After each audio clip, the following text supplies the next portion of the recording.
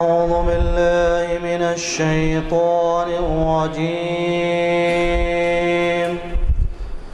بسم الله الرحمن الرحيم.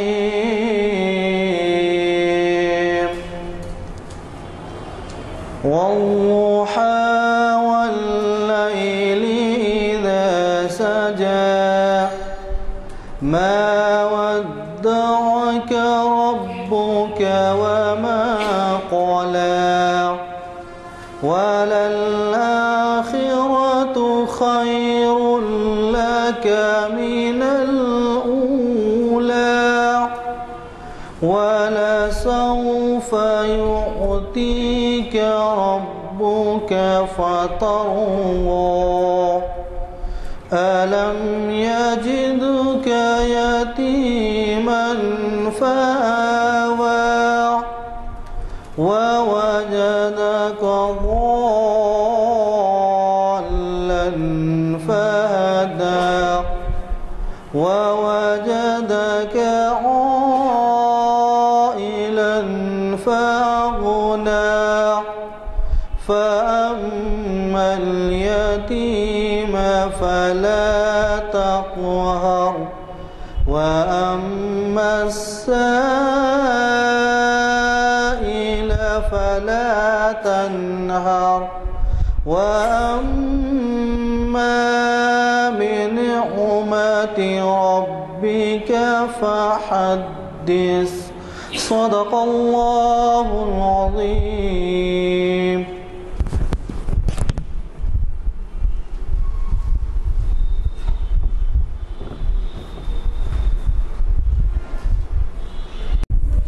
حضرات، آج بروز ہفتہ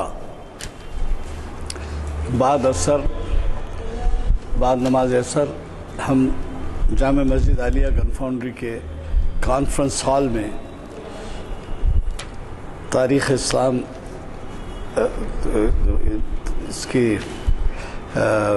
اسلام کی نشست حرم مقدس میں اللہ کی نشانیاں اس عنوان سے سننے کے لیے جمع ہیں. ہمارے آج کے مقرر ہیں جناب احمد علی صاحب، جو آپ کے لیے نئے نہیں ہیں. یہ جیسے کہ آپ واقف ہیں کیوریٹر ہیں سالار جنگ میوزیم میں اور اپنے فن میں مہارت رکھتے ہیں. تاریخ اسلام کی یہ 550ویں نشست ہے. اللہ کا فضل ہے کہ ہماری یہ نشستیں بڑی پابندی سے منعقد ہوتی ہیں. آپ اس کا حساب اگر لگانا چاہیں کہ کتنی مدت سے ہو رہی ہیں تو ہر سال 45 نشستیں ہوتی ہیں، کیونکہ ماہ رمضان اور کوئی عید برات یا کرفیو وغیرہ ہو جائے تو نہیں ہوتی، ورنہ 45 نشستیں تو پکی ہوتی ہیں. 45 نشستوں کے حساب سے 10 سال کی تو 450 نشستیں ہوئیں. اب وہ 450 کی بجائے 550ویں نشست میں ہیں ہم، یعنی 13واں سال ہو رہا ہے. اور یہ اللہ کا لاکھ لاکھ شکر ہے کہ ایسی نشست جس کو عبادت کا درجہ حاصل ہے وہ اتنی پابندی سے ہوتی رہی. میں تفصیلات اگلے پروگرام کی اس لیے نہیں بتاؤں گا کہ یہ جو بلیٹنز ہیں یہ آپ کے ہاتھ میں ہیں، یا اگر کسی کو نہ ملے ہوں تو وہ لے جا سکتے ہیں تاکہ وہ اپنے محلے کی مساجد میں بھی رہنمائی کر سکیں. اس میں خصوصاً 2 عنوان بڑے اہم ہیں، اس کے حد تک ذکر کروں گا. ایک تو پیر کے دن ہماری شریعت انفارمیشن سروس کی 442ویں نشست ہے، اور وہ عنوان ہے اظہار خیال کی آزادی شریعت کی روشنی میں. اور آپ کے جانے مانے مقرر ہیں پروفیسر راشد نسیم ندوی صاحب، جو آپ کو معلوم ہے پریزیڈنٹ کے ایوارڈ یافتہ ہیں، اور وہ ہمیں اس اہم عنوان سے مخاطب کر رہے ہیں بعد نماز عصر اسی مقام پر پیر کے دن. اور پھر چہارشنبے کے دن ڈاکٹر خواجہ ناصر الدین پروفیسر ہیں، یہ بھی 2-4 مہینے میں ایک دفعہ آتے ہیں. فکر اقبال اور نئی دنیا کی تلاش، اس عنوان سے وہ مخاطب کر رہے ہیں۔ آج کی اس محفل کی ابتدا خوش الحان قاری محمد مرتضیٰ صاحب کی قراءت کلام پاک سے ہوا، اور خادم محفل غلام یزدانی آپ سے مخاطب ہے۔ میں آج کے ہمارے مقرر جن سے آپ بخوبی واقف ہیں اور تفصیلات سے مجھے ان کی خوبیاں گنوانے کی ضرورت نہیں ہے، ان سے گزارش کرتا ہوں کہ وہ شہ نشین پر تشریف لائے اور حرم مقدس میں اللہ کی نشانیاں اپنے خود کے دیے ہوئے عنوان سے ہمیں سرفراز فرمائیں۔ کبیر الشان جلیل القدر رفیع الذکر مطاع الامر جلیل البرہان وسیع العلم عزیز الحلم کثیر الغفران جمیل الثناء جزیل العطاء مجیب الدعاء عمیم الاحسان محمد الرسول اللہ علیہ الصلاۃ اللہ هو سید الکون سید الانس والجن هو رسول صادق وهو انسان کامل اللہم صل وسلم وزد وبارک علیہ۔ صدر اجلاس علی جناب غلام یزدانی صاحب، بزرگوں اور میرے عزیز ساتھیوں، جیسا کہ میرا عنوان آج کا ہے حرم مقدس میں اللہ کی نشانیاں یعنی شعائر اللہ، گزشتہ 4 ہفتوں سے حرم مقدس پر یہ بیان کا سلسلہ چلتا آ رہا ہے اور یہ آج آخری کڑی ہے اس کی۔ انشاءاللہ آئندہ جب بھی میرا پروگرام رہے گا اس موقع پر جو ہے اس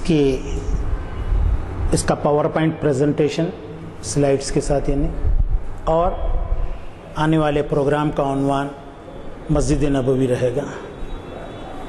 مسجد نبوی کی تعمیر و توسیع، تو یہ سلسلہ وہاں تک جو ہے انشاءاللہ جاری رہے گا۔ تو پروگرام کے مطابق حرم مقدس کے سلسلے میں جو چیزیں باقی رہ گئی تھیں ان میں حجر اسود ہے، مقام ابراہیم ہے، زمزم، صفا مروہ، یہ سب اللہ کی نشانیوں میں سے ہیں۔ پھر میزاب رحمت، شاذ رواں کے تعلق سے تو کہہ چکا ہوں، اور غلاف کعبہ۔ تو آج کے اس عنوان میں یہ چیزیں شامل ہیں۔ اس کے علاوہ کعبۃ اللہ شریف کی جو موجودہ نوعیت ہے، موجودہ جو عمارت ہے، اس سے قبل اس احاطے میں یعنی مسجد حرام میں اور اس کے اطراف جو تعمیرات تھیں، جو دروازے تھے، ان کے تعلق سے بھی سرسری ذکر کرتا ہوا چلتا ہوں۔ مسجد حرام کے کئی ایک دروازے تھے، مختلف ادوار میں مختلف دروازے رہے ہیں، جس میں باب السلام ایک اہم دروازہ تھا۔ یہ دروازہ بہت ہی قدیم ہے، جو مقام ابراہیم سے تھوڑے سے فاصلے پر واقع تھا۔ اسی دروازے سے ہو کر عمرہ کے لیے جانے والے اور حج کے لیے جانے والے زائرین بالعموم اسی دروازے کو استعمال کرتے تھے۔ یہ دروازہ باب السلام عتیق کے نام سے جانا جاتا ہے۔ عتیق کہتے ہیں پرانے کو، قدیم کو، کیونکہ بعد میں جدید اور ایک دروازہ تعمیر ہوا تھا جو باب نبی صلی اللہ علیہ وسلم کی محاذ میں تھا اور کی جانب ہی تھا، وہ باب السلام جدید کہلاتا تھا۔ باب کہتے ہیں دروازے کو، تو باب السلام جدید، اس کے بعد باب النبی صلی اللہ علیہ وسلم، پھر باب بنی عباس، باب شیبہ، باب صفا، پھر دوسری جانب باب الجیاد، باب شامیہ، باب شریف۔ اصل میں مکے کے جو حکمران رہے ہیں اور مدینے کے جو حکمران رہے ہیں وہ اشراف کہلاتے تھے. نبی کریم صلی اللہ علیہ وسلم کے خاندان سے ہی ان کا تعلق تھا.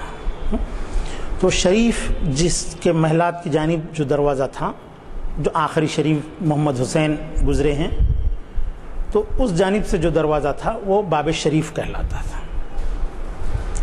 باب عمرہ، باب صبا، باب زیاد، اور ہارون رشید کی جو اہلیہ تھیں زبیدہ، ان کا بھی ایک دروازہ تھا باب زبیدہ کہلاتا تھا، اور ایک دروازہ باب علی کہلاتا تھا جو حضرت علی سے منسوب تھا. علاوہ ازیں ایک اور باب تھا جو باب ابراہیم کہلاتا تھا. عام طور پر لوگوں میں اس باب کے تعلق سے بڑی غلط فہمی ہے. لوگ یہ تصور کرتے ہیں کہ باب علی، باب ابراہیم حضرت ابراہیم علیہ السلام سے منسوب ہے. ایسا نہیں تھا، بلکہ 13ویں صدی عیسوی میں یہ باب بنا. یہ باب دراصل اس مقام پر ایک درزی ہوا کرتا تھا جس کا نام ابراہیم تھا. بہت ہی ماہر درزی تھا یہ، اور اس کی شہرت کی وجہ سے وہ دروازہ، گو کہ اس کا نام نہیں دیا گیا تھا باب ابراہیم، لیکن اس کی دکان کی شہرت کی وجہ سے وہ دروازہ باب ابراہیم کے نام سے مشہور ہوا. اس کے ساتھ ساتھ جو موجودہ مطاف کا علاقہ ہے، یعنی جس حصے میں ہم طواف کرتے ہیں وہ مطاف کہلاتا ہے. تو مطاف کا جو حصہ ہے اس میں کئی ایک عمارتیں تھیں، جس میں بہت ہی مشہور عمارت جو ہے سقایا بنی عباس تھا. ایک گنبد تھی اچھی کافی بڑی. اس گنبد میں لوگوں کو پانی پلانے کا کام حضرت عباس کے دور سے انجام دیا جاتا رہا ہے. پہلے بھی دیا جاتا تھا، لیکن وہاں جو عمارت بنائی گئی بعد میں وہ بنی عباس کے نام سے جو ہے مشہور ہوئی. اس کے پاس ہی دوسری ایک عمارت تھی جس میں کتاب خانہ تھا. یہ دونوں عمارتیں دیکھنے میں ایک جیسی ہی تھی، اور مسجد حرام میں یعنی کعبۃ اللہ شریف کے اطراف کا علاقہ جو کہلاتا ہے وہ مسجد حرام کہلاتا ہے. اس میں آج جس طرح ہم دیکھ رہے ہیں ایک ہی مصلی ہے. مقام ابراہیم کو ہی آج مصلی بنایا ہوا ہے. زمانے قدیم میں بھی یہی تھا، لیکن اس میں جو ہے ہم سب کے لیے جو ہے قبلہ کعبۃ اللہ شریف ہے، لیکن جو کعبۃ اللہ شریف کے اندر نماز ادا کرتے ہیں ان کا قبلہ مقام ابراہیم. تو تقریباً آپ کے خلافت عثمانیہ کے دور سے مسجد حرام میں 4 مصلی ہوا کرتے تھے. ایک احناف کا، حنفیوں کا، شافعیوں کا، مالکیوں کا، اس طریقے سے جو ہے، اور حنبلیوں کا. یہ 4 مصلی علیحدہ علیحدہ ہوتے تھے. ہر ایک کا امام ہر مصلی پر علیحدہ نماز پڑھاتا تھا. تو ان چاروں مصلیوں کی جگہ کو جو ہے مقام کہتے تھے. مقام حنبلی، مقام شافعی، مقام مالکی، مقام حنفی. تو 4 امام علیحدہ علیحدہ نماز پڑھاتے تھے. لیکن ملک عبدالعزیز کے اقتدار سنبھالنے کے بعد یہ 4 مصلی ختم ہو گئے، اور ایک ہی امام کی اقتداء میں مسجد حرام میں نماز ادا کی جاتی ہے. تو یہ 4 مصلیوں پر چھوٹے چھوٹے گنبد تھے. لیکن حنفیوں کا جو مقام تھا اس مقام پر ذرا وسیع گنبد تھی. ہر ایک میں 2 محراب، 2 کمان والا جو ہے گنبد تھا. لیکن احناف کا جو گنبد تھا وہ 6 کمانوں والا تھا. اور اس کے بعد ایک اور گنبد تھی جو مقام ابراہیم کے اوپر تھی. عثمانی خلفاء نے مقام ابراہیم کی عظمت کو محسوس کرتے ہوئے اس مقام پر گنبد بنا دی تھی. اور پھر ایک اور گنبد اسی کے قریب میں بس 6 گز کے فاصلے پر زمزم کی عمارت پر تھی. زمزم کے کنویں کے اوپر ایک عمارت تعمیر کی گئی تھی. اس پر بھی بہت ہی بہترین قبہ ہوا کرتا تھا، اور مقام ابراہیم پر بھی قبہ ہوا کرتا تھا. لیکن ابن سعود کے اقتدار میں آ جانے کے بعد ان لوگوں نے محسوس کیا کہ ان عمارات کی وجہ سے زائرین کو طواف کرنے میں دشواری محسوس ہو رہی ہے، تو یہ تمام عمارتیں منہدم کر کے سب کو اس میں مطاف میں ملا لیا گیا، اس حصے تک جہاں تک کہ عثمانی خلافہ کی جو ہے کماندار عمارتیں جو تعمیر ہوئی تھیں، رواق جو بنے ہوئے تھے، اس جگہ تک کہ تمام درمیانی عمارتوں کو منہدم کر دیا گیا اور اس کو جو ہے مطاف میں شامل کر لیا گیا۔ البتہ زمزم کے لیے ایک راستہ تہہ خانے میں چھوڑ دیا گیا تھا، لیکن بعد میں 1394 عیسوی ہجری میں وہ حصہ بھی جو ہے بند کر دیا گیا اور زمزم سے جو ہے زمزم سے بیر زمزم سے پانی نکالنے کے لیے آپ کے مشینیں جو ہے لگا دی گئیں اور اس طریقے سے زمزم بھی اب تہہ خانے کے اندر چلا گیا ہے۔ تو حضرات، ہم اپنے عنوان پر آتے ہیں، حجر اسود جو کعبۃ اللہ شریف میں بہت ہی محترم بالشان جو ہے اللہ کی نشانی ہے۔ حجر اسود زمین پر اس وقت بھیجا گیا جب حضرت آدم علیہ السلام کو زمین پر اتارا گیا تھا۔ آپ لوگ تو بخوبی واقف ہیں کہ حضرت آدم کو جو زمین پر اتارا گیا تھا وہ مقام ہمارے ہندوستان کے قریب میں ہی جو چھوٹا سا ملک ہے سری لنکا، وہاں پر حضرت آدم علیہ السلام کو اتارا گیا تھا۔ آج بھی وہاں ایک پہاڑ خدم آدم کے نام سے مشہور ہے، دوسرے مذہب کے لوگ بھی اس پر دعویدار ہیں کہ جو ہے یہاں ہمارے مذہب کے جو ہے اولین شخص کو اتارا گیا تھا۔ بہرحال دنیا کی سب سے اولین شخصیت اور اولین پیغمبر کا درجہ حضرت ابراہیم علیہ السلام کو، حضرت آدم علیہ السلام کو ہی حاصل ہے، تو حضرت آدم کو وہاں پر اتارا گیا۔ رتنا پور میں یہ مقام ہے، رتنا پور کے پہاڑ پر حضرت آدم علیہ السلام کو اتارا گیا تھا۔ تو اس کے ساتھ ہی اللہ رب العزت نے اس دنیا میں حجر اسود کو بھیجا اور پھر حضرت آدم وہاں سے چلتے ہوئے آپ کے کعبۃ اللہ شریف پہنچے، حضرت حوا سے وہیں پر ملاقات ہوئی، دونوں نے مل کر کعبۃ اللہ شریف کی جو ہے حضرت جبرائیل کی بتانے پر، نشاندہی پر بنیادیں کھودی تھیں، اور اس کے بعد سب سے پہلا طواف کرنے والے حضرت آدم اور حضرت حوا تھے انسانوں میں۔ تو یہ پتھر یعنی حجر اسود اللہ رب العزت نے اس وقت ہی آدم علیہ السلام کے ساتھ بھیجا، لیکن یہ حجر اسود طوفان نوح میں یہاں سے بہہ گیا اور یہ جبل ابو خبیث میں جا کر رک گیا تھا۔ جب حضرت ابراہیم علیہ السلام کعبۃ اللہ شریف کی عمارت تعمیر فرما رہے تھے اور آپ کے فرزند ارجمند حضرت اسماعیل علیہ السلام بھی آپ کے ہمراہ تھے، جب 1 میٹر سے زیادہ کا فاصلہ ہو گیا، حضرت آدم نے، حضرت ابراہیم علیہ السلام نے حضرت اسماعیل کو حکم دیا کہ وہ پتھر لاؤ۔ آپ پلک جھپکنے کے وقفے میں ہی اس پتھر کو پیش کر دیا، کہا کہ کہاں سے لائے؟ تو فرمایا کہ حضرت جبرائیل علیہ السلام دے گئے۔ تو اس پتھر کو اٹھا کر آپ نے کعبۃ اللہ شریف کی مشرقی سمت نصب کیا۔ یہ پتھر مطاف کی سطح سے 1.10 میٹر کی بلندی پر ہے، یعنی 1 میٹر چند سینٹی میٹر کی پر موجود ہے، اور آج تک یہ پتھر اسی مقام پر موجود ہے۔ اس میں کسی قسم کی کوئی جگہ کے اندر تبدیلی نہیں واقع ہوئی۔ یہ پتھر لگا دیا گیا۔ اس پتھر کی بڑی عظمت ہے،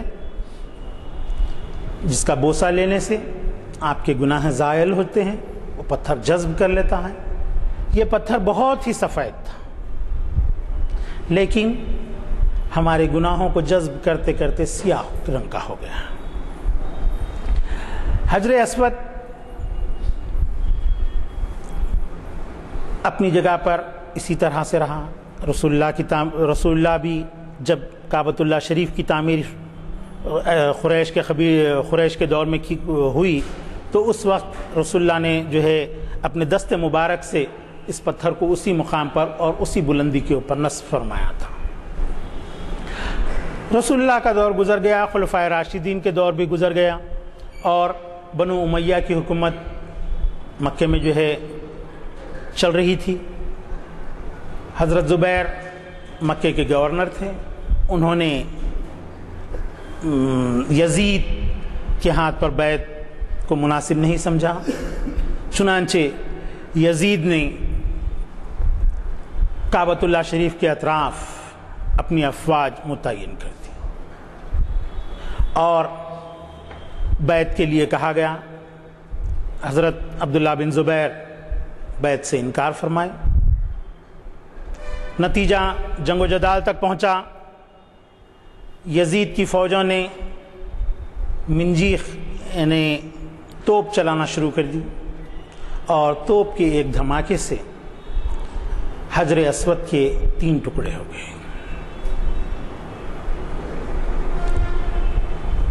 اور اس کے بعد حجر اسود ہمارے عباسی خلیفہ ہارون رشید نے ان 3 ٹکڑوں کو اس سے پہلے کا اور ایک واقعہ ہے، حضرت عبداللہ بن زبیر کے فرزند نے ان ٹکڑوں کو ایک چمڑے کے خول کے اندر نصب کر دیا تاکہ یہ جو ہے ہلنے نہ پائیں اور کوئی اسے نکال نہ سکے۔ اس طرح سے ان 3 ٹکڑوں کو اس نے حضرت عبداللہ بن زبیر کے فرزند نے جو ہے چمڑے کے خول کے اندر نصب کر کے اسی مقام پر نصب کروا دیا۔ جب عباسی خلفاء کا دور شروع ہوا تو ہارون رشید نے حجر اسود کی اہمیت کو محسوس کرتے ہوئے حجر اسود کو چاندی کے خول میں نصب کیا اور ان 3 ٹکڑوں میں سوراخ ڈلوا کر ان کو جو ہے بندھوا دیا اندر سے تاکہ یہ نکلنے نہ پائے، اور یہ خول بیضوی شکل کا تھا، اور اسی کے اندر آج یعنی اسی طرز کے خول میں آج بھی یہ محفوظ ہے۔ پھر سن 1317 ہجری کا واقعہ ہے جو بہت ہی بھیانک واقعہ ہے۔ بحرین کے جو کرامتہ خاندان کے لوگ تھے وہ یہ چاہتے تھے کہ حجر اسود کو یہاں سے لے جائیں اور میزاب رحمت کو یہاں سے لے جائیں۔ حجر اسود اگر بحرین چلا گیا تو لوگوں کی آمد بحرین کو ہوگی اور بحرین کو جو ہے خصوصی مقام عطا ہوگا، یہ ان کی ذہنیت تھی۔ ان لوگوں نے بڑا ہی جنگ و جدال کیا، حرم مقدس کے اندر خون ریز لڑائیاں ہوئیں، حجر اسود کو نکالنے کی کوششیں کی گئیں، بالآخر وہ حجر اسود کو وہاں سے نکالنے میں کامیاب ہو گئے اور بحرین لے کر چلے گئے۔ 22 سال تک حجر اسود اپنے مقام پر نہیں رہا، لوگ اس جگہ پر صرف ہاتھ لگا کر استسلام کرتے ہوئے جو ہے اس اپنے فریضے کی ادائی کر لیتے تھے،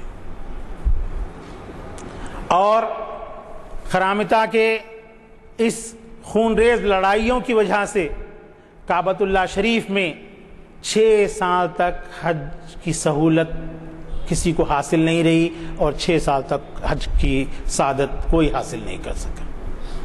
یہ بہت ہی بھیانک واقعہ اس دور میں وہاں پر پیش آیا۔ پھر اس کے بعد تقریباً 22 سال کے بعد سنبر خرامتی نامی ایک شخص کسی طرح سے جو ہے حجر اسود کو بحرین سے لایا اور پھر حجر اسود کو دوبارہ وہاں پر نصب کیا گیا۔ اس طرح حجر اسود اپنے مقام پر جو ہے پہنچا۔ اس کے بعد بھی کئی ایک کوششیں ہوتی رہیں حجر اسود کے لیے۔ ایک رومی بھی اس کو چرانے کی کوشش کر رہا تھا جس کے ہاتھ کاٹ دیے گئے تھے۔ پھر اس کے بعد عجم کا ایک شخص اس کا ایک ٹکڑا لے کر کے جو ہے جانے لگا، اس کا قتل کر دیا گیا تھا۔ اور جب اس نے کدال سے حجر اسود کو مارا تو پھر حجر اسود کے مزید اور 8 ٹکڑے ہو گئے۔ اس طرح اب حجر اسود 8 اور 3 11 ٹکڑوں کے اندر ہے، اور ان کو جو ہے وہی سونے کے خول کے اندر محفوظ کر دیا گیا۔ ان ٹکڑوں میں سے، ان 11 ٹکڑوں میں سے سن 1351 ہجری یعنی تقریباً آج سے 100 سال قبل ایک افغانی نے ایک ٹکڑا چرا کر لے کر چلا گیا، اور اس کے بعد خلفائے عثمانیہ نے ان کو جو ہے اچھی طرح سے نصب کر کے سونے کا ایک بہت ہی مضبوط خول لگا دیا، کیونکہ سونا سب سے زیادہ سخت ترین جو ہے دھات ہوتی ہے، اس میں سے کسی چیز کو نکالنا ناممکنات میں سے ہوتا ہے۔ تو اس طرح سے جو ہے حجر اسود وہاں سے چلتا ہوا آیا، اور پھر اس کے بعد جو آپ کے خول سونے کا خلفائے عثمانیہ نے لگایا تھا، ابن سعود جب اپنی حکمرانی کا آغاز کیا تو انہوں نے اس خول کو بدل دیا، اور وہ خول جو عثمانیوں کے دور کا لگا ہوا تھا وہ توپ خافی میوزیم استنبول کے اندر موجود ہے، اور اس پر ایک عبارت بھی کندہ ہے جو میں پڑھ نہیں سکا۔ اور اب جو موجودہ خول ہے یہ آپ کے جو ہے ابن سعود ابن عبدالعزیز کے جو ہے کا لگایا ہوا ہے۔ اور کعبۃ اللہ شریف میں اللہ کی جو دوسری بڑی نشانی ہے وہ ہے مقام ابراہیم۔ مقام ابراہیم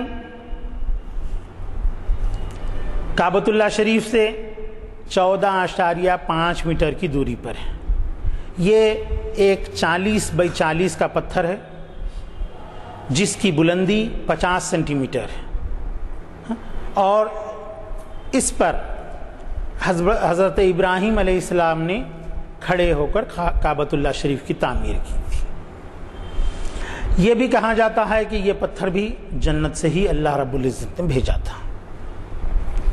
اس پتھر کی یہ خصوصیت ہے، جیسا آج ہم لفٹ کو دیکھتے ہیں، ہم کو پہلی منزل جانا ہوتا ہے، دبا دیے پہلی منزل پر پہنچ جاتے ہیں، دوسری پہ دبا دیے تو دوسری پر پہنچ جاتے ہیں، لیکن اللہ رب العزت نے اس پتھر کے اندر وہ طاقت دی تھی کہ حضرت ابراہیم علیہ السلام جب اس پر کھڑے ہو کر کعبۃ اللہ کے شریف کی دیوار تعمیر کرتے جاتے تھے، جیسے جیسے دیوار بلند ہوتی جاتی تھی ویسے ویسے یہ پتھر بھی اوپر کی جانب کو اٹھتا تھا۔ جب ایک مقام تک، ایک حد تک آپ تعمیر کر کے اترنا چاہتے تھے تو یہ پتھر خود بخود اتر جاتا تھا۔ یہ اللہ رب العزت کی ایک عظیم المرتبت نشانی ہے، اور بعید از حقیقت نہیں ہے حضرات۔ انسان ایک جو ہے لفٹ ایسی بنا سکتا ہے کہ اس کو دبا کر 15ویں منزل 17ویں منزل پر جا سکتا ہے، تو اللہ رب العزت جو خالق کائنات ہے، دنیا کی ہر چیز اسی کی بنائی ہوئی ہے، ہمارے ذہن اور ہمارے دماغ جو اس نے دیے ہیں، جس کے اندر ایسی باتیں آ رہی ہیں تو خالق کائنات کیا نہیں کر سکتا۔ تو اس پتھر کے اوپر حضرت ابراہیم علیہ السلام کھڑے ہو کر جو ہے کعبۃ اللہ کی شریف کی تعمیر کیا کرتے تھے، اور اس پتھر پر آپ کے خدم مبارک، آپ کے خدم مبارک کا سائز 22 سینٹی میٹر تھا اور چوڑائی 11 سینٹی میٹر تھی۔ جب آپ اس پر کھڑے ہوتے تو آپ کا پیر اس میں جو ہے دھنس جاتا تھا اور تقریباً 10 سینٹی میٹر تک اندر چلا جاتا۔ وہ پتھر بالکل موم کی طرح ہو جاتا تھا لیکن بہت زیادہ مضبوط تھا۔ تو اس پر کھڑے ہو کر آپ جو ہے کعبۃ اللہ شریف کی تعمیر انجام دیے۔ جب قریش اس کی تعمیر کعبۃ اللہ شریف کی تعمیر کر رہے تھے، چونکہ عہد قریش میں نبی کریم صلی اللہ علیہ وسلم کی بعثت کے بعد ایک ایسا سیلاب آیا تھا کہ اس میں جو ہے کعبۃ اللہ شریف بھی جو ہے کمزور ہو گیا تھا، تو دوبارہ اس کی تعمیر کی گئی تھی۔ تو اس وقت آپ کے مقام ابراہیم بھی اپنی جگہ سے بہہ گیا تھا، لیکن وہ بہنے سے پہلے ایک صحابی اس کی نشاندہی کر کے رکھ لی تھی. حالانکہ اسلام نہیں آیا تھا، رسول اللہ اسلام کی تبلیغ نہیں فرمائے تھے، اس دور کا واقعہ ہے، بعثت سے تقریباً 5 سال قبل کا واقعہ ہے. تو وہ اس کی نشاندہی ایک ڈوری سے کر کے اپنے مکان میں رکھ لیے تھے. تو جب کعبۃ اللہ شریف میں جو ہے آپ کے مطاف کے علاقے کو اور مسجد حرام کی تعمیر وغیرہ حضرت عثمان کے دور میں جب چھت ڈالی جا رہی تھی کچھ حصے پر، تو اس وقت حضرت عمر رضی اللہ تعالیٰ عنہ یہ چاہتے تھے کہ اگر صحیح نشاندہی ہو جائے تو آپ کے مقام ابراہیم کو اسی جگہ پر نصب کیا جائے گا جہاں پر حضرت ابراہیم علیہ السلام کے دور میں تھا. تو ایک بات درمیان میں بتانا بھول گیا، جب کعبۃ اللہ شریف کی تعمیر مکمل ہو گئی تو حضرت ابراہیم علیہ السلام اس مقام ابراہیم کو، اس پتھر کو لا کر کعبۃ اللہ شریف سے 14.5 میٹر کے فاصلے پر رکھ دیے اور اس پر کھڑے ہو کر لوگوں کو حج کے لیے آواز دیے اللہ کے حکم پر. تو یہ مقام ابراہیم اسی جگہ رہا، لیکن وہ بارش سے بہہ گیا تھا اور حضرت عمر رضی اللہ تعالیٰ عنہ یہ چاہتے تھے کہ حضرت ابراہیم کے دور میں جس مقام پر یہ مقام ابراہیم تھا وہیں پر اس کو نصب کیا جائے. تو چنانچہ آپ نے اعلان کیا کہ مقام ابراہیم کو وہیں پر نصب کیا جانا چاہیے. تو پھر جو ہے آپ کے اعلان پر ایک صحابی نے عرض کیا کہ میں اس وقت ایک ڈوری سے اس کو ناپ لیا تھا اور وہ ڈوری میرے گھر میں موجود ہے، میں نے اس جگہ تک گرہ لگائی تھی. تو پھر آپ کے حجر اسود سے مقام ابراہیم کا فاصلہ اس کا طے کیا گیا، ڈوری رکھ کر ناپا گیا اور پھر دوبارہ سے اس مقام پر مقام ابراہیم کو نصب کیا گیا. اور سن 161 ہجری میں خلیفہ مہدی عباسی نے یہ تصور کیا کہ شاید یہ پتھر بہت نرم ہے، جب ابراہیم علیہ السلام کا قدم مبارک اس کے اوپر نقش ہو گیا ہے اور 10 سینٹی میٹر تک اندر تک قدم میں مبارک آپ کے دھنس گئے ہیں، تو وہ یہ چاہا خلیفہ مہدی عباسی کہ کہیں یہ پتھر ہزاروں سال گزرنے کے بعد کمزور ہو کر ٹوٹ نہ جائے، اس لیے اس نے اس میں سونا بھروا دیا تھا، سونے کا پتھر بھروا دیا تھا. اور پھر اس کے بعد اس کو جو ہے اس کے اطراف ایک جو ہے آپ کے ریلنگ کی طرح بنا دیا گیا تاکہ جو ہے لوگ اس کو جو ہے چھو کر جو ہے لوگ چھونے نہ پائیں، اس وجہ سے اطراف سے ایک ریلنگ بنا دی گئی تھی. لیکن بعد میں عثمانی خلفاء نے اس پر جو ہے ایک پتلی خول بنا دیا اور اس خول کے اندر جو ہے آپ کے مقام ابراہیم کو رکھا گیا. اس کا دروازہ ایک ہی جانب تھا، اس کو کھول کر کے جو ہے دیکھنے کی اجازت تھی، ہاتھ لگانے کی اجازت نہیں دی جاتی تھی. پھر سلطان عبد المجید کے دور میں مقام ابراہیم پر ایک عمارت تعمیر کی گئی. یہ عمارت 6x3 میٹر کی تھی اور اس پر ایک چھوٹا سا خبہ بھی جو ہے تعمیر کر دیا گیا تاکہ جو ہے ایک مقام ابراہیم کا صحیح طور پر احترام ممکن ہو سکے. اور جب ابن سعود کی حکمرانی کا آغاز ہوا تو ان لوگوں نے مقام ابراہیم کو اس پتلی خول میں سے نکال دیا، چونکہ عمارت بھی منہدم کر دی گئی تھی مطاف کی توسیع کے لیے. اس کو جو ہے ایک شیشے کے بلوری شیشے میں بھی کئی قسمیں ہوتی ہیں، تو ایک اعلیٰ قسم کے گلاس کے جو ہے شوکیس کے اندر مقام ابراہیم کو نصب کیا گیا ہے. اب موجودہ مقام ابراہیم اسی جگہ پر ہے اور البتہ اس پر جو ہے عمارت یا خول کے بجائے بہت ہی بہترین اعلیٰ قسم کا شوکیس لگا دیا گیا ہے، جس میں سے بآسانی ہم جو ہے مقام ابراہیم کی زیارت کر سکتے ہیں. اور اس کے بعد جو ہے جو اہم ترین چیز ہے وہ ہے زمزم. زمزم کے کنویں کے تعلق سے سبھی لوگ آپ واقف ہیں تقریباً. حضرت ابراہیم علیہ السلام اپنی اہلیہ حضرت ہاجرہ اور اپنے فرزند ارجمند حضرت اسماعیل کو یہاں پر چھوڑ کر چلے گئے۔ کعبۃ اللہ شریف کی تعمیر ہو گئی تھی۔ حتیم کا جو علاقہ ہے وہاں پر ارک کی لکڑی سے جو ہے ایک عریش یعنی جھوپڑی بنا دی گئی تھی جس میں آپ قیام فرماتے تھے۔ تو جب ننھے ابراہیم علیہ السلام اسماعیل علیہ السلام پانی وغیرہ ختم ہو گیا تو پیاس سے بے چین ہو گئے۔ ماں پانی کے لیے دوڑنے لگی، حضرت ہاجرہ علیہ نبی علیہ الصلوۃ والسلام صفا سے مروہ تک، مروہ سے صفا تک دوڑتی رہیں اور بلندی پر چڑھ کر دیکھتی رہیں کہ کہیں کوئی شخص اگر نظر آ جاتا ہے تو اس سے پانی کا پتہ پوچھ سکیں، یا اگر پانی اس کے پاس مل سکتا ہے تو پانی حاصل کریں۔ ایک ماں کی ممتا اپنے بیٹے کو پانی پلانے کے لیے تڑپتی رہی۔ حضرت ہاجرہ علیہ نبی علیہ الصلوۃ والسلام صفا سے مروہ تک، مروہ سے صفا تک 7 چکر کاٹتی رہیں، اور بالآخر مایوس ہو کر جب اپنے ننھے فرزند ارجمند کے قریب پہنچی تو کیا دیکھتی ہیں کہ آپ کے قدم مبارک کے پاس سے ایک چشمہ جاری ہو گیا ہے۔ مختلف بیانوں میں، حکایتوں میں آتا ہے کہ دراصل جب اسماعیل علیہ السلام وہاں پر قدم رگڑ رہے تھے، اللہ رب العزت نے حضرت جبرائیل علیہ السلام کو بھیجا اور وہاں پر آپ کو پر مارنے کا حکم دیا۔ حضرت جبرائیل اس مقام پر مارے اور اس مقام سے جو ہے ایک چشمہ جاری ہو گیا۔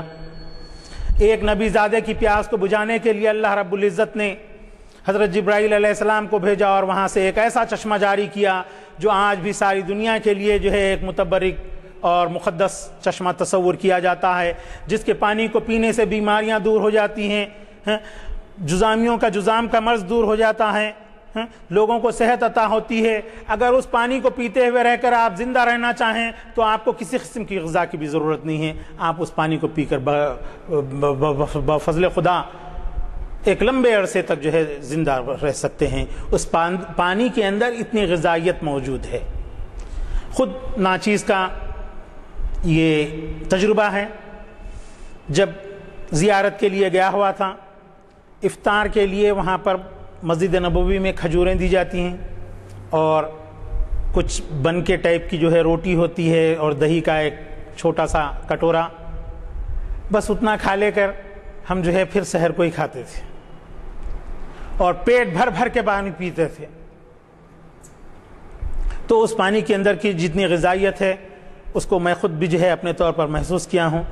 تو وہ پانی وہاں سے جاری ہوا اور پھر کیا تھا کہ اس پانی کے وہاں سے نکلنے کی وجہ سے کئی ایک قبائل آ کر وہاں قریب میں جو ہے رہنے لگے اور ایک آبادی بن گئی۔ قبیلہ جہرم بھی وہاں، جرہم بھی وہاں پر جو ہے آباد ہو گیا اور اس پانی سے استفادہ کرنے لگا۔ اور پھر ہوا یہ کہ وہاں پر مختلف قسم کے تنازعات پیدا ہوئے۔ قبیلہ جرہم نے اس چشمے کو پاٹ دیا، اس کنویں کو بند کر دیا اور وہاں پر ایک بت، نائلہ نام کا بت وہاں پر رکھ دیا۔ اس طرح تقریباً 2 تا 2,500 سال تک زمزم مکمل طور پر بند رہا، کوئی بھی اس سے واقف نہیں رہے۔ البتہ نبی کریم صلی اللہ علیہ وسلم کے جد اعلیٰ قصی بن کلاب اور اللہ رب العزت نے خواب میں زمزم کے مقام کی نشاندہی فرمایا۔ آپ صبح ہونے کے بعد اس مقام پر پہنچتے ہیں اور وہاں پر جو ہے چشمے کو تلاش کرنے کے لیے کھدائی کرتے ہیں۔ جب کھدائی کی تو چشمہ برآمد ہوا اور وہ چشمہ کنویں کی شکل اختیار کر لیا تھا، چونکہ اسے کھودا گیا تھا تاکہ پانی وہاں پر محفوظ رہ سکے۔ تو اس کھدائی کے بعد اس چشمے کے اندر سے 2 سونے کی ہرنیں، کئی ایک تلوار اور زرہ بختر وغیرہ بھی اس کے اندر سے دستیاب ہوئی۔ حضرت قصی بن کلاب ان اشیاء کو جو ہے نکال لیتے ہیں اور اس میں سے ایک سونے کا ہرن فروخت کر دیا جاتا ہے اور اس کے سے جو رقم حاصل ہوتی ہے اس سے کعبۃ اللہ شریف کے دروازے پر جو ہے آپ کے سونے کا پتھر چڑھایا جاتا ہے اور اس طرح سے جو ہے زمزم دوبارہ سے جو ہے بازیافت ہوا اور پھر سے جو ہے اس کا پانی سب لوگ پینے لگے، اور اس کے بعد خلیفہ مامون رشید نے اس چشمے کی، اس کنویں کی پھر ایک مرتبہ صفائی کروایا اپنے زمانے میں، اور اس کے بعد خلفائے عثمانیہ نے اس چشمے کے اوپر ایک باقاعدہ عمارت تعمیر کروائی۔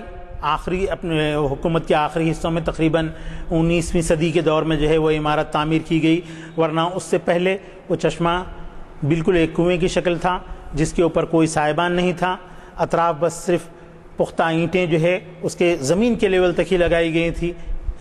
اس طریقے سے اس چشمے کی نوعیت رہی ہے۔ اور پھر اس کے بعد جب سعودی حکومت کا آغاز ہوا تو 1993 میں اس چشمے کو، اس کنویں کو مشینوں کے ذریعے سے اس کی صفائی کرائی گئی اور غوطہ خور بھی اس کے اندر بھیجے گئے تھے۔ تو یہ اللہ کی نشانیوں میں سے ایک تھا۔ اب اس کے بعد صفا اور مروہ ہے، یہ جبل ابو خبیث کے نیچے واقع تھیں، جہاں پر آج ہم جو ہے سعی کرتے ہیں۔ جو بھی حج و زیارت کے لیے یہاں سے روانہ ہوتا ہے وہ صفا سے مروہ اور مروہ سے صفا تک جو ہے 7 مرتبہ اس کو چکر لگانے پڑتے ہیں۔ تو اس کا جملہ فاصلہ 130 میٹر ہے۔ سن 1335 ہجری میں شریف محمد حسین نے اس پر پہلی مرتبہ لکڑی کا چھت ڈلوایا تھا، اور اس کے بعد سن 1375 ہجری میں اس پر جو ہے RCC کا سلیب ڈالا گیا، اور اس کے بعد 1428 میں دوبارہ اس پر جو ہے اس پر اور منزلیں جو ہے تعمیر کی گئیں۔ کعبۃ اللہ شریف پر غلاف مختلف ادوار میں چڑھائے گئے ہیں۔ سب سے پہلے کعبۃ اللہ شریف پر پردہ جو چڑھایا گیا وہ حضرت اسماعیل علیہ السلام نے چڑھایا تھا۔ پردے اور غلاف میں بہت بڑا فرق ہے۔ پردہ چھوٹا سا ہوتا ہے، غلاف اگر پورا مکمل طور پر اس کو کور کیا جائے گا تو وہ غلاف کہلاتا ہے۔ اور سب سے پہلا غلاف شاہ ابو طبع کرب جو یمن کا حاکم تھا، اس نے جو ہے پہلی مرتبہ غلاف چڑھایا۔ تو مختلف رنگوں کے غلاف اور پردے کعبۃ اللہ شریف پر چڑھائے جاتے رہے۔ تقریباً ہر قبیلے کا سردار اپنی کسی قسم کی بھی کامیابی پر کعبۃ اللہ شریف پر پردے کا نذرانہ پیش کیا کرتا تھا۔ اور قریش کے جو لوگ تھے وہ ہر سال یوم عاشور یعنی 10 محرم کے موقع پر کعبۃ اللہ شریف پر نیا غلاف چڑھایا کرتے تھے۔ خصیب بن کلاب جو نبی کریم صلی اللہ علیہ وسلم کے جد اعلیٰ تھے، انہوں نے یہ روایت ہر عاشورے کو غلاف چڑھانے کی جاری فرمائی، جو آج تک جاری ہے، البتہ اس میں اوقات میں تبدیلی کر دی گئی۔ جو غلاف چڑھائے جاتے تھے یہ غلاف دیباج کے کپڑے کے بالعموم ہوا کرتے تھے، ریشم کے غلاف بھی جو ہے چڑھائے گئے ہیں، اور رسول اللہ صلی اللہ علیہ وسلم نے فتح مکہ کے بعد سیاہ یمنی کپڑے کا دبیز غلاف آپ نے چڑھایا تھا۔ حضرت عباس جو رسول اللہ کے چچا زاد بھائی ہوتے ہیں گم ہو گئے تھے، تو جب وہ ملے تو ان کی والدہ محترمہ نے بھی ایک غلاف کعبۃ اللہ شریف پر چڑھایا تھا۔ کعبۃ اللہ شریف پر مختلف مقامات سے غلافوں کا سلسلہ جاری تھا۔ خود ہندوستان کے اولین حکمراں محمود غزنوی نے بھی کعبۃ اللہ شریف پر غلاف چڑھایا جو زرد رنگ کا تھا۔ البتہ یہ غلاف چڑھانے کے جو سلسلے ہیں اس میں آخر میں سب سے جو ہے خلافت عباسیہ کا حکمران ناصر عباسی نے پہلے تو سبز رنگ کا غلاف چڑھایا، اس کے بعد اس نے سیاہ رنگ کے غلاف کا رواج دیا، جو وہ سلسلہ آپ کے ناصر عباسی کے دور سے جو جاری ہوا تو آج تک بھی وہ چل رہا ہے۔ البتہ اس میں مزید ایک فرق جو ہے سن 721 ہجری میں ہوا۔ ہر سال سیاہ رنگ کا غلاف چڑھایا جاتا تھا، لیکن 721 ہجری میں یمن سے پہلی مرتبہ ایک ایسا غلاف تیار ہو کر آیا جس میں 3 طرف قرآنی آیات جو ہے آپ کے کشیدہ قرآنی آیات کی کشیدہ کاری کی گئی تھی، اور ایک جانب بھیجنے والے کا نام تحریر کیا ہوا تھا۔ اس میں ایک جانب سورہ آل عمران کی 96 اور 97 نمبر کی آیت ہے، دوسری جانب سورہ مائدہ کی آیت ہے، اور تیسری جانب سورہ بقرہ کی جو ہے 127ویں اور 128ویں آیت ہے، اور چوتھی طرف بھیجنے والے کا نام ہے۔ تو 721 ہجری سے یہ جو سلسلہ کعبہ شریف کے اغلاف کے اوپر جو ہے قرآنی آیات کی تحریر کا ہے وہ چلتا ہوا آ رہا ہے، اور آج تک اس کا سلسلہ جاری ہے۔ کعبۃ اللہ شریف پر 1923 عیسوی میں غلاف کے لیے بھی نزاع پیدا ہو گئی تھی۔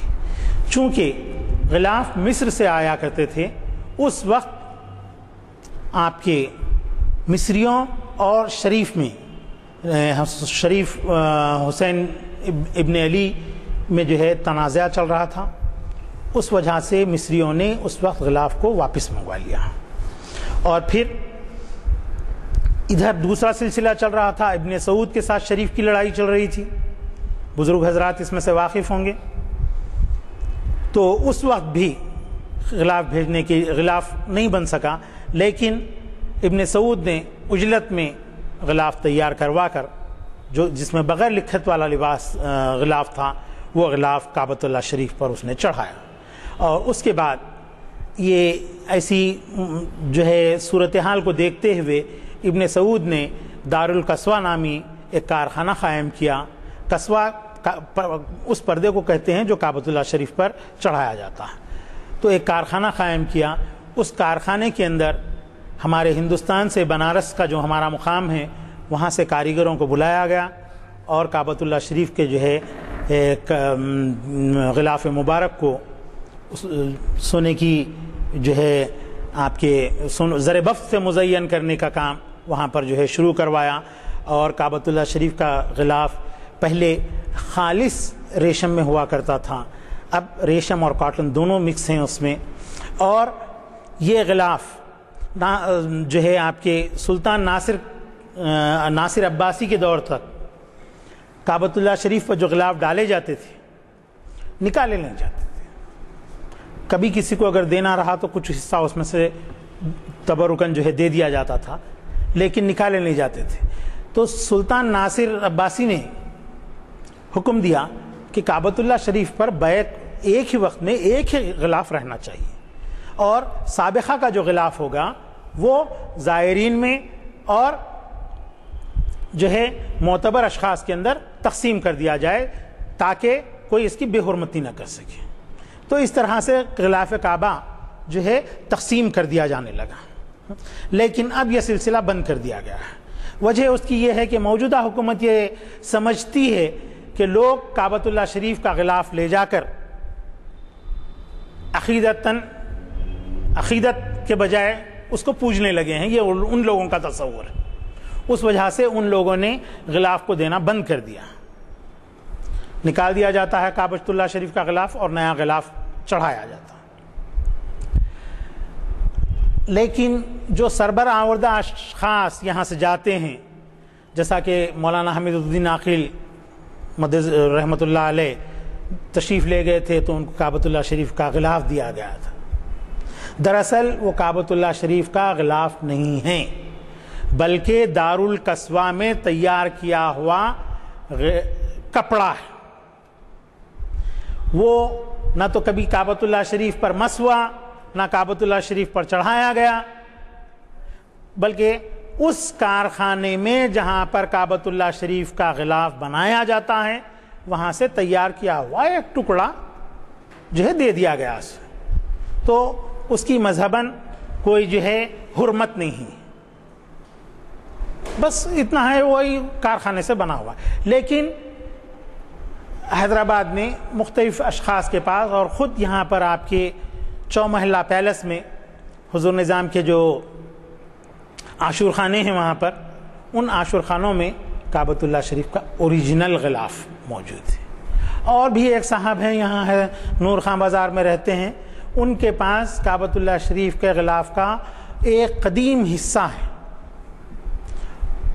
جو تقریباً جو ہے 2 فٹ اور 1.5 فٹ کا ہے، وہ مکمل طور پر خالص ریشم کا بنا ہوا ہے اور بہت ہی کمزور ہو گیا تھا اتفاق سے، تو اس کے کنزرویشن کا کام انجام دینے کی سعادت ناچیز کو حاصل ہوئی ہے۔ تو میلاد النبی کے مہینے میں میں نے اس کا کنزرویشن کا کام کیا تھا، بہت ہی بوسیدہ ہو گیا تھا، رواں نہیں کر رہا تھا، تاگے ٹوٹ رہے تھے، اس میں ایسیڈیٹی آ گئی تھی۔ ہم نے اس ایسیڈیٹی کو نکالا اور اس کو جو ہے ان کو مشورہ دیا کہ حضرت اس کو آپ فریم کرا دیجئے، مگر اوپر گلاس مت لگائیے، کیونکہ گلاس لگانے سے اس کو گرمی ملتی ہے اور پھر وہ اگر 1000-2000 سال تک رہ سکتا ہے، لیکن اگر آپ گلاس لگا دیں گے تو وہ جو ہے جلد ہی اور بوسیدہ ہو جائیں گے۔ مگر وہ صاحب خوشنمائی کے لیے جو ہے اس کو فریم کرا کے گلاس لگوا دیے۔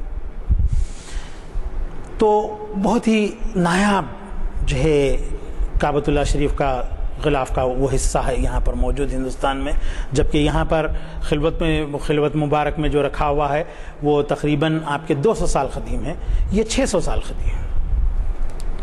چونکہ میرا سبجیکٹ وہی ہے، میں خود اس کو جو ہے ایک 300-400 سال کا تصور کر رہا تھا، لیکن میرے پاس جو کاریگر کام کرتا ہے، کپڑے کا ماہر ہے وہ، تو اس نے کہا کہ صاحب یہ جو ہے 600 سال سے کم کا ہو ہی نہیں سکتا۔ اور اس میں بھی جو ہے آپ کے اس غلاف مبارک کے اندر آپ کو قوسین ملیں گے، خوابہ قوسین، جس میں اللہ وغیرہ جو ہے ایسے اور چیز جو ہے بنت کے اندر ہی یہ چیز جو ہے اس کے اندر ڈھالی جاتی ہے، آج بھی وہی ہے، اسی نوعیت کا ہے، تمام میں جو ہے آپ کو قوسین ملیں گی۔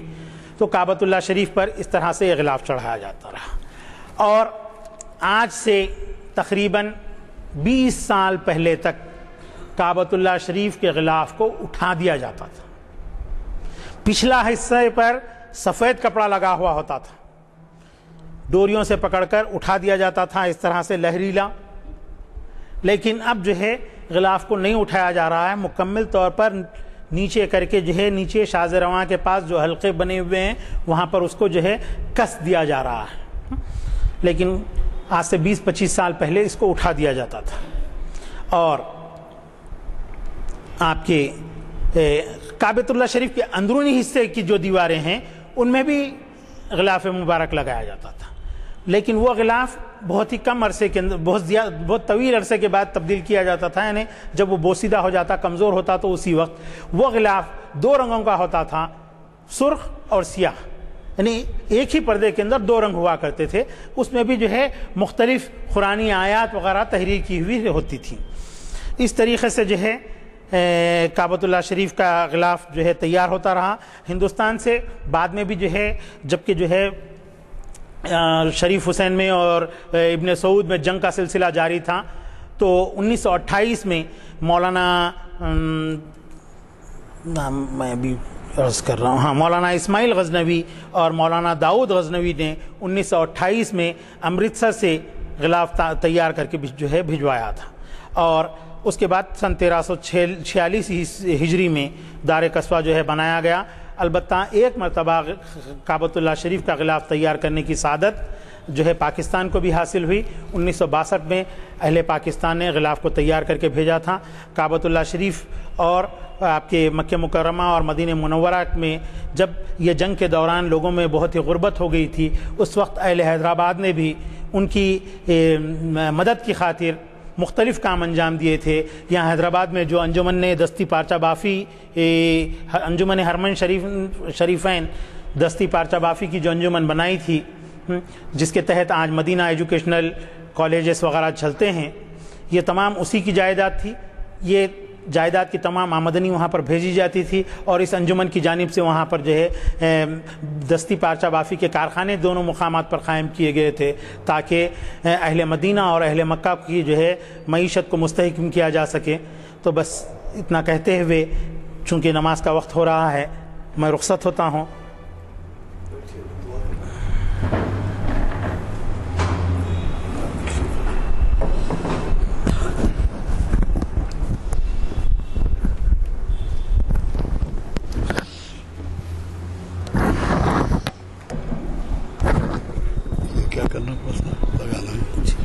السلام علیکم حضرات،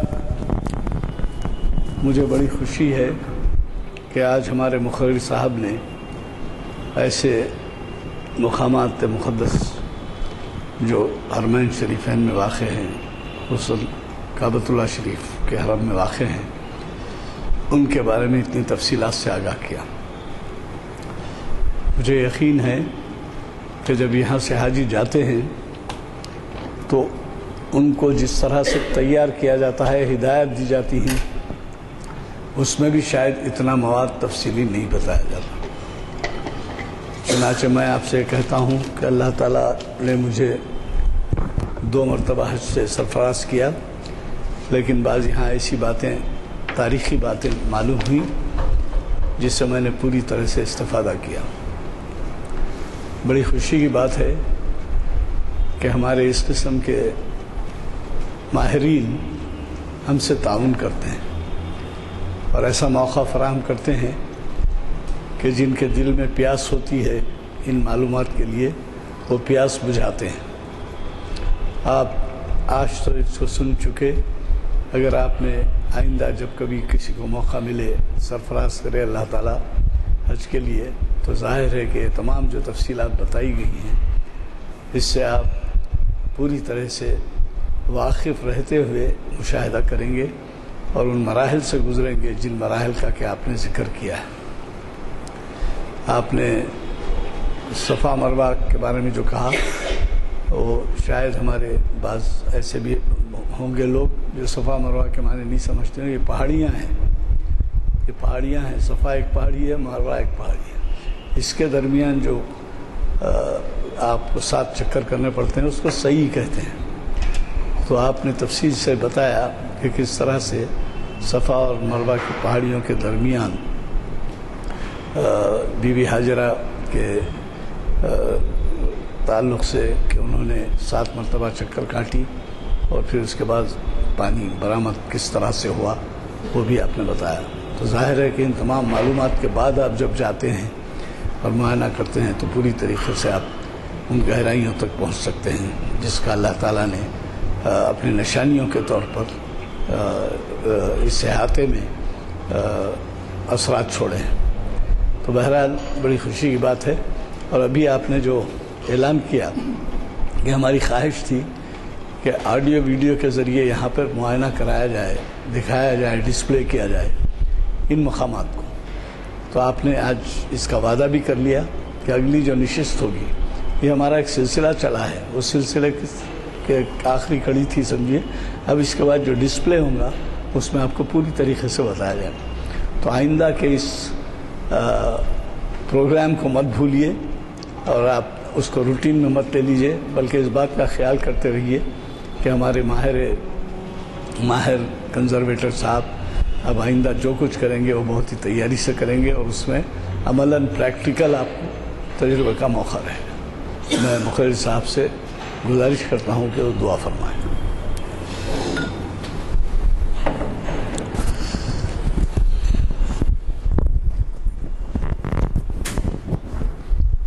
اللہم صلی علی سیدنا مولانا محمد بعدد من صلی وسلم وصلی علی سیدنا مولانا محمد بعدد من قاد وقام۔ اے اللہ ہمارے گناہوں کو معاف فرمائیے، اے اللہ ہماری خطاؤں کو درگزر فرمائیے، اے اللہ جو بیمار ہیں انہیں شفا عطا فرمائیے، اے اللہ جو بے روزگار ہیں ان کو روزگار عطا فرمائیے، اے اللہ جو بچے امتحانات دے رہے ہیں اللہ ان کو اعلیٰ سے اعلیٰ مراتب سے کامیاب فرمائیے، اے اللہ جو لڑکیاں بن بیائی بیٹھی ہوئی ہیں اے اللہ ان کی شادیوں کا بندوبست فرمائیے، اے اللہ مسلمانوں سے جہیز کی لعنت کو ختم فرمائیے، اے اللہ جو بے قصور افراد جیلوں میں بھرتی ہو گئے ہیں اے اللہ ان کی رہائی کا بندوبست فرمائیے، اے اللہ شہر میں، ہندوستان میں اور ساری دنیا میں امن و امان قائم فرمائیے، اے اللہ اسلام کا پرچم سر بلند فرمائیے، اے اللہ جو ادارے مسلمانوں کی فلاح بہبود کا کام کر رہے ہیں اور جو ادارے مسلمانوں میں تعلیم کا فروغ کا کام انجام دے رہے ہیں، اللہ ان کو صبر و استقامت کے ساتھ اپنے اداروں کو چلانے کی توفیق عطا فرمائیے۔ صلی اللہ تعالیٰ علی خیر خلقہ وآلہ وصحبہ اجمعین برحمتک یا ارحم الراحمین والحمد للہ۔